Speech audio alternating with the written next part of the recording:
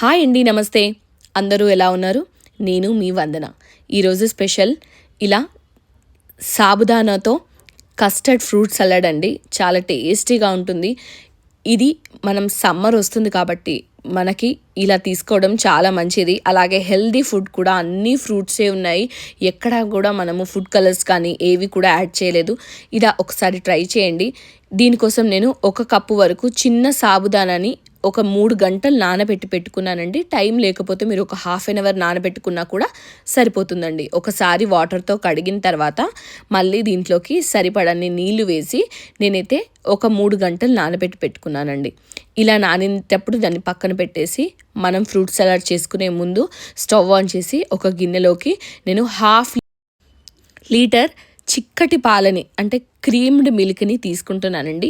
పాలు మరిగేంత వరకు కొద్దిగా నేను వాటర్ని కూడా యాడ్ చేసుకుంటున్నాను. పాల ప్యాకెట్ చూడండి, ఇలా ఎడ్జ్కి నేను కట్ చేసుకున్నాను అనమాట. ఆ చిన్న పీస్ రీసైకిల్ చేయడానికి చాలా టైం పడుతుంది, ఎందుకంటే మనం వేసే గార్బేజ్లో ఆ పీస్ దొరకడం కష్టం. అందుకని నేను అలా ఎడ్జ్కి కట్ చేసుకుంటాను. కట్ చేసుకుంటే ఆ పాల ప్యాకెట్తో పాటుగా అలాగే ఆ ప్లాస్టిక్ కూడా దాంట్లోకి ఉండిపోతుంది. సో మనకు వేస్టేజ్ తగ్గిపోతుందని ఇది చిన్న ఇన్ఫర్మేషన్ అండి. తర్వాత పాలను కాచుకొని పాలు మరిగిన తర్వాత నేను 1 స్పూన్ వరకు ఇలా సాబుదానాన్ని అయితే వేసుకుంటున్నానండి. వేసి పాలు బాగా మరగనివ్వాలి.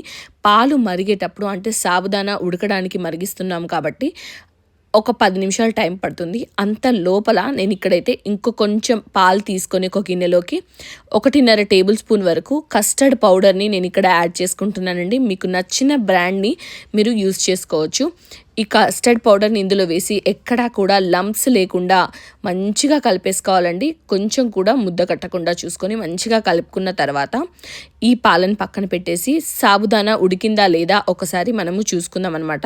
ఇలా కంప్లీట్గా సాబుదానా ఉడికేంత వరకు మనము దీన్ని ఉడికించుకోవాలండి. 10 మినిట్స్ టైం అయితే కంపల్సరీ పడుతుంది. ఎందుకంటే మనం ఆల్రెడీ యూస్ చేసింది చిన్న సాబుదానా, అలాగే ఇది నేను ముందుగా సోక్ చేసి పెట్టుకున్నాను కాబట్టి టైం అయితే చాలా తక్కువగా పడుతుందండి.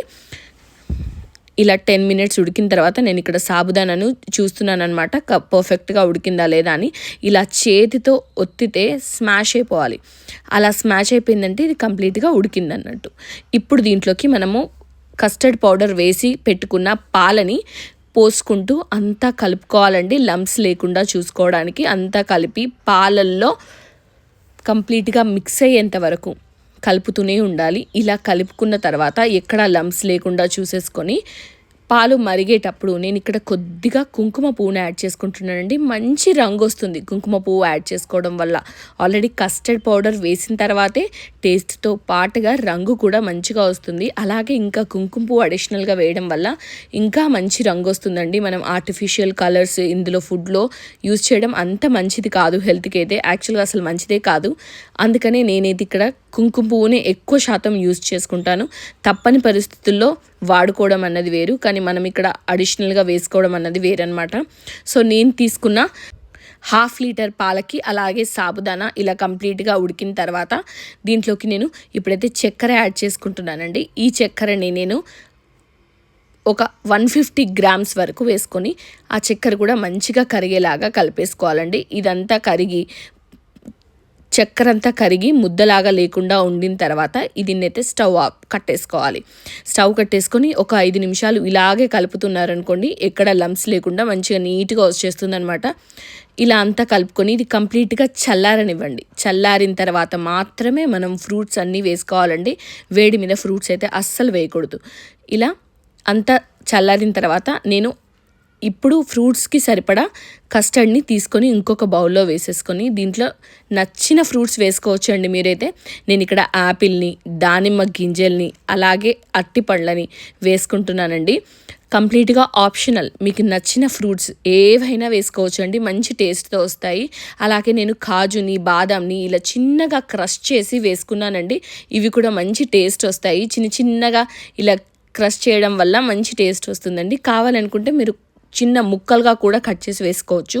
ఇప్పుడు అంతా మంచిగా కలిపేసి ఒక 10 నిమిషాలు ఫ్రిడ్జ్లో చల్లగా అయ్యేంత వరకు పెట్టేసుకొని అలా సర్వ్ చేసుకుంటే నిజంగా చాలా టేస్టీగా ఉంటుందండి. చల్లగా తింటే ఎండాకాలంలో మంచి టేస్ట్ తో చల్లగా ఉంటే ఇంకా మనకు ఇష్టంగా అనిపిస్తుంది. అందులోకి హెల్తీగా ఫుడ్ కూడా తీసుకుంటే మనకు కూడా హెల్తీగా ఉంటుంది. ఒకసారి ఇలా ట్రై చేయండి.